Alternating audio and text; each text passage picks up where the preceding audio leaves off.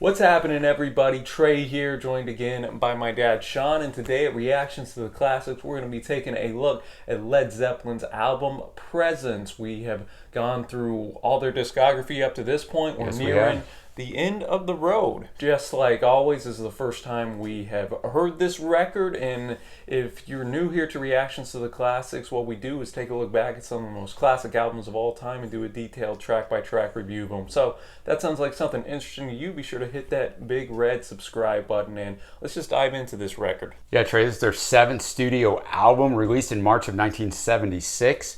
It's their least successful sales album, but it did go to #1 in the UK and the US. It was overshadowed by the band's release of their concert film, The Song Remains the Same, as well as a soundtrack for that. This was recorded under much duress towards the end of 1975. Plant had been in a horrible automobile accident, was confined to either a wheelchair or crutches for a full year. So they had to cancel the big tour they had scheduled. So instead, they scheduled studio time for Presence. The entire album was completed in just a few weeks. The title came from the strong presence the group felt as they worked together. It's dominated by compositions by Page and Plant, with only one track credited the entire group, because most of the tracks were written while Plant was recuperating in Malibu. Page came and joined him, and they kind of busted this thing out. Yeah, and Page favored going to Musicland Studios in Germany. Which is hard to do when you got a guy in a wheelchair, but Plant didn't have much choice. Yeah, exactly. It was more state-of-the-art, and him and Keith Harwood, a longtime collaborator with Led Zeppelin, and helped produce this album in only 18 days. It was the quickest turnaround for a record since their debut. Yeah, and Page and Harwood paid the price for that. They would spend all night in the studio after recording trying to mix this thing. Page said he worked 18 to 20 hours each of those 18 days that they recorded this, that they would just fall asleep at the desk, and whoever woke up first would get started again. So much difficulty in trying to pull that off. And all while Plant is in a wheelchair, having to lay down the vocal tracks from the wheelchair. So that automobile accident really was severe and hindered him in the studio at this time. The cover features these people like around looking at this black weird man. object, and it's just named The Object. They actually sent a limited number of these out, and they're out in existence. There's a segment on Pawn Stars about it years ago. So it's kind of unique looking and intriguing. It'll just take us right into Achilles Last Stand. This is 10.5 minutes long. Yeah. One of the longest songs in Zepp's entire discography. And as the name suggests, it deals with some mythology. It mentions Atlas in there, and also kind of details their travels that they experienced throughout their time touring and to a bunch of different lands, some Eastern influence, just world music, and it all comes together with a bunch of guitar overdubs. Page did 6 overdub guitars in there. He actually considers the solo in this on par with Stairway to Heaven. Yeah, the title is an ironic reference to Plant's injury, obviously. As you mentioned, the guitars are the standout thing on this track. Takes up most of the 10.5 minutes are guitar overdubs and solos, and the drumming from Bonham. Yeah, Bonham again has some powerful drum fills in here, just propels the track back. I thought this was one of his standout performances. Me too. We've also heard up to date, put that with Page's expert guitar work, and this made for the best song on the entire record, and arguably their best opener, I think. Yeah, I agree with that. I agree with both of those things. When this thing was over, I was like, we are in for a ride. There's only 7 songs on this, and that gets us to our second song, For Your Life. This was mostly arranged in the studio. They just put it together right there. Kind of famous because Page, for the first time, plays a Fender Stratocaster on a recording.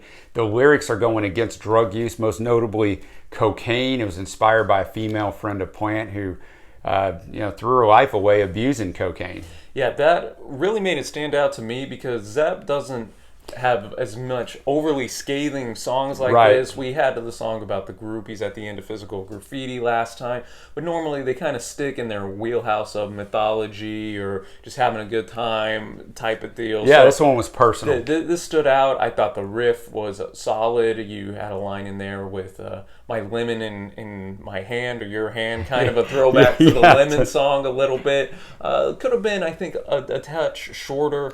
But all in all, I think it was a good kind of follow-up to Achilles Last Stand. Yeah, now we're going to take a trip, Trey, a journey down to Royal Orleans. And again, this had another great riff. This was inspired kind of by a true story because John Paul Jones is said to have been at a hotel in New Orleans and brought up a transvestite who he didn't know was a transvestite. Right, which is maybe even worse. I don't know. And he refutes that there's a transvestite involved in this, but it makes for a unique story nonetheless. And then they started, rolling up, smoking marijuana, and then they fell asleep, and the beds caught on fire, the room caught on fire, they had to escape, and there's a lot of kind of hidden references to this in the song. For me, this track is fine. It's not one of the standouts on here. It's middle of the road. There isn't a track on here that I dislike, though. It's just, it's just a jam, man. As we said, it's simple arrangements that are just showcasing the instrumentation specifically of Bonham and Page. I totally agree. Bonham actually has a little bongo type of work in here. I'm with you, though. I think it was a little bit more forgettable in the grand scheme of things. We're going to start off the B-side with Nobody's Fault But Mine. This was first recorded way back in 1927 by Blind Willie Johnson. Lyrically, it's been compared to Robert Johnson's Hellhound on My Trail. Johnson's 1937 Delta Blues song tells of a man trying to stay ahead of the evil which is pursuing him, but it does not address the cause or lasting solution for his predicament. In Blind Willie Johnson's It's Nobody's Fault But Mine, the problem is clearly stated. He will be doomed unless he uses his abilities to learn and presumably live according to biblical teachings. Zepp retains Blind Willie's admission that he ultimately is to blame, but adds Johnson's sense of despair, and boy, these guys love them some Robert Johnson. Yeah, they always go back to these blues greats, and here we have it again. They shift a little bit the story to more of an addiction. They talk about the monkey on my back and how I'm going to have to change my ways, and here Page and Plant said they wanted to use this song, but have a different arrangement and put their own twist to it and kind of shift a little bit of the overall arching story on it. I thought this was the second best song on the record. Yeah. And the guitar is a real standout here. I thought there was a phaser in there. The intro felt it could have fit on Electric Ladyland, some Hendrix influence. Yeah, that's a very good point. Here for sure for me. Again, I think it could have shaved off a little bit of time here, but nevertheless, I dug it. Next up's Candy Store Rock. It was released as a single in the US. It didn't even chart. It took about an hour to write. Bonham's drumming is kind of more subdued here. He wanted to kind of keep it that way.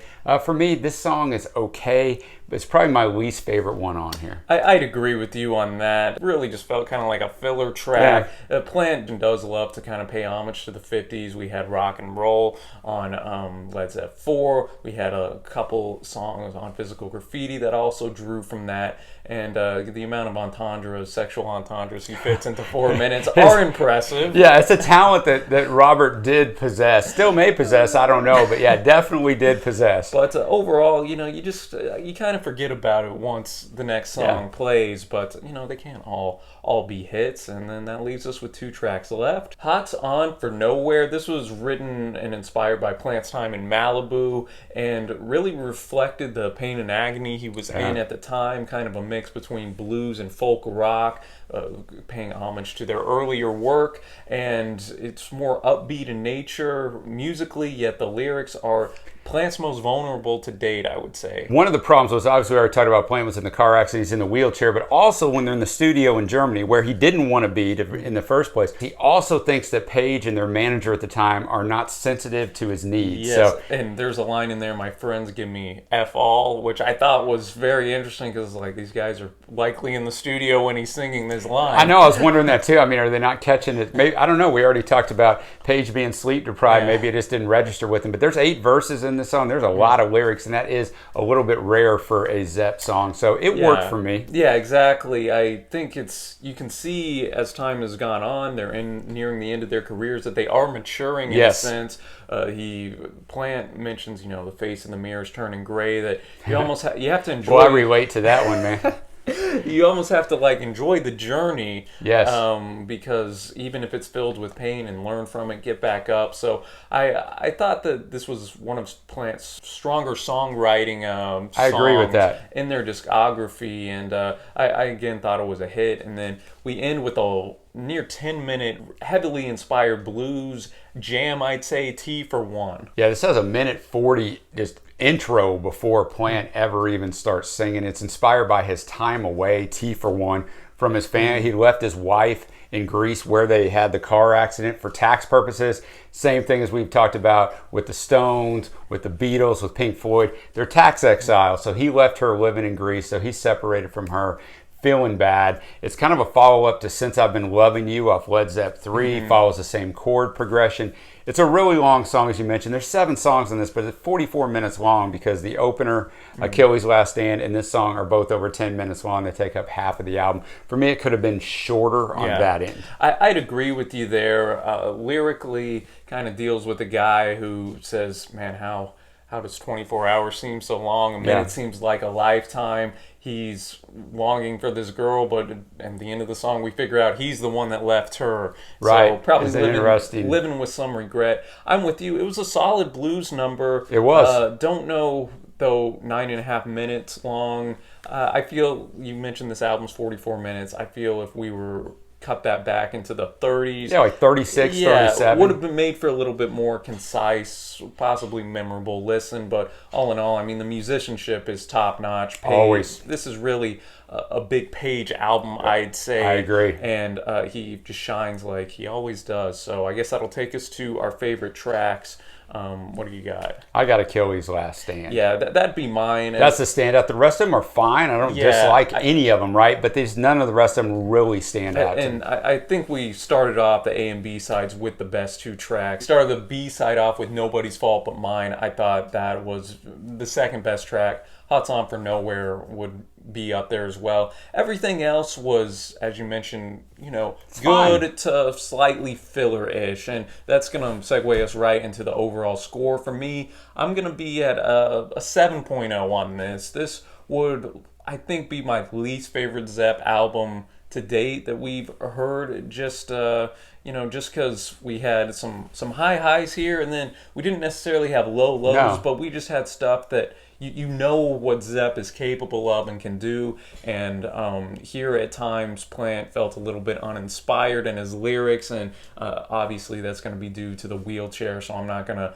negate him too much, but it's in the record, and it is kind of a little bit of a flaw in a sense there, but still some great Zepp tunes, and I'm going to be at a 7.